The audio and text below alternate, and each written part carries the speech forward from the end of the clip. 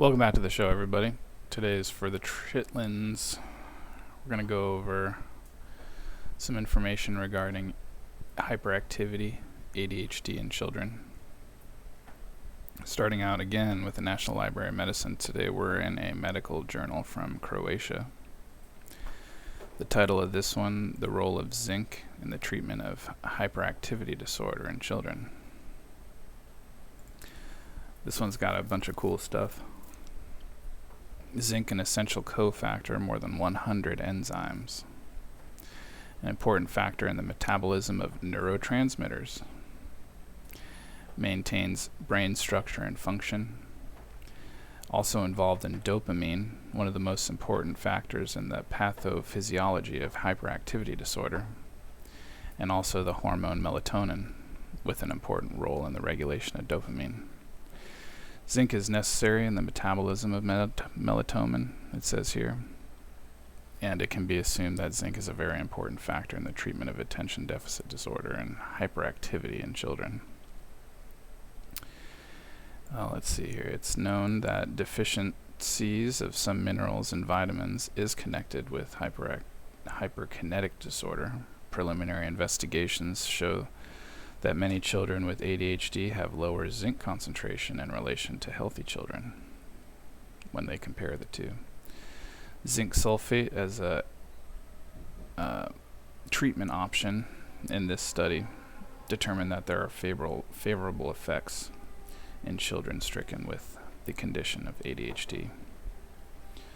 But of course, the supplementation, Big Pharma is always trying to give you the supplements, but the natural foods are the best natural forms of zinc, important for brain function. We're moving along. We're in the journal now of neuropsychopharmacology. Omega-3 fatty acids in youth with attention hyperactivity disorder. Meta-analysis.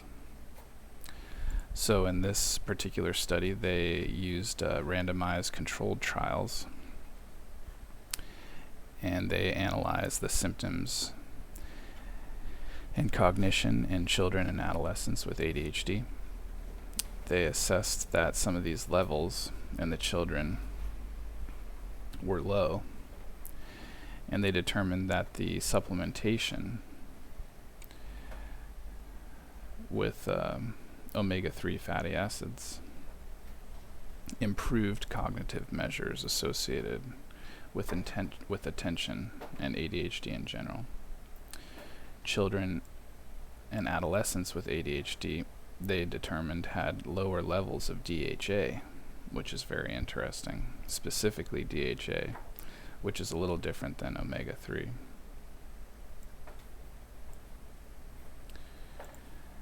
And now, let's see here, we're in the nutrition journal.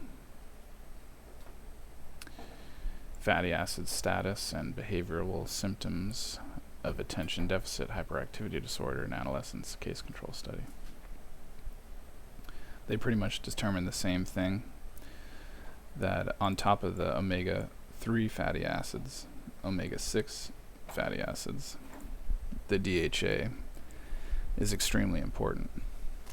And in these studies, of course, they want you to take supplements and all this fake stuff from Big Pharma, but the best sources of all of these are natural sources like fatty fish, fatty meats, and not carbs, which most people feed their children. Lots of carbs and sugars, which contributes to ADHD. So yeah, I'll let everybody know if you know anybody that has young children running around the house all crazy. This will definitely help them. Thanks again, guys. See you in the next one.